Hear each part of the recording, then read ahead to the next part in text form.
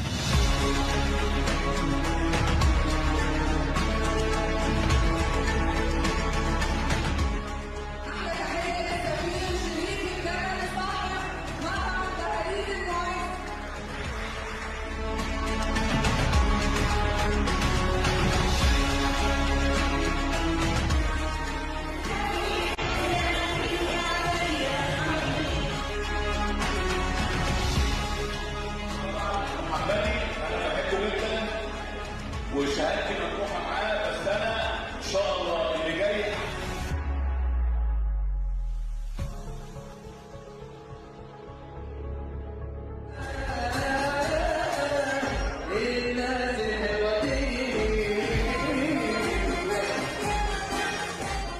فريق الكريم عامل لك مفاجأة. تحية كبيرة قوي لرئيس المهرجان رجل الأعمال أحمد محمد. تحية كبيرة قوي.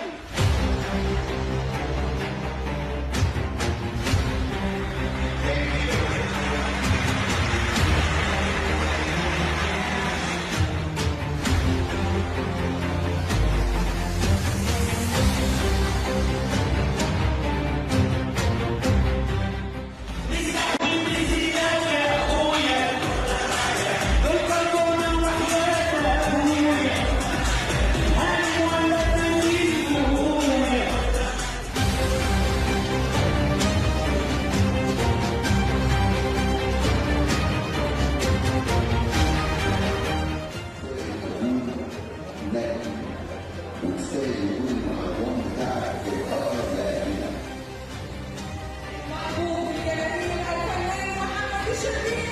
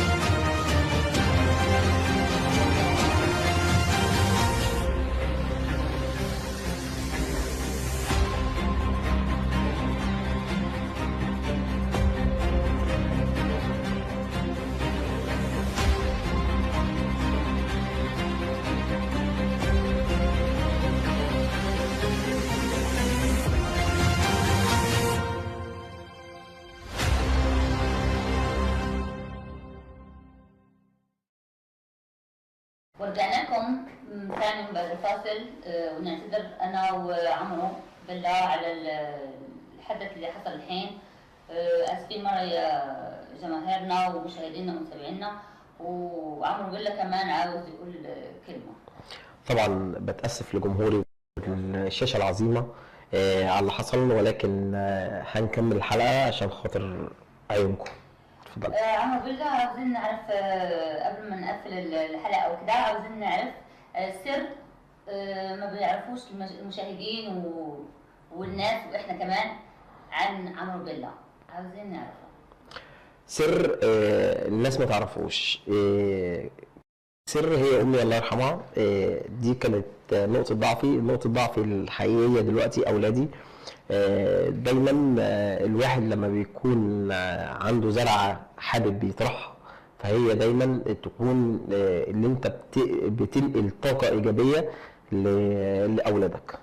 عمرو بالله سعيده ومتشرفه اليوم باستضافتك عندنا، وان شاء الله نشوفك في حلقات ثانيه باذن الله. معكم المذيعه المغربيه هاجر الدنداني. سعيده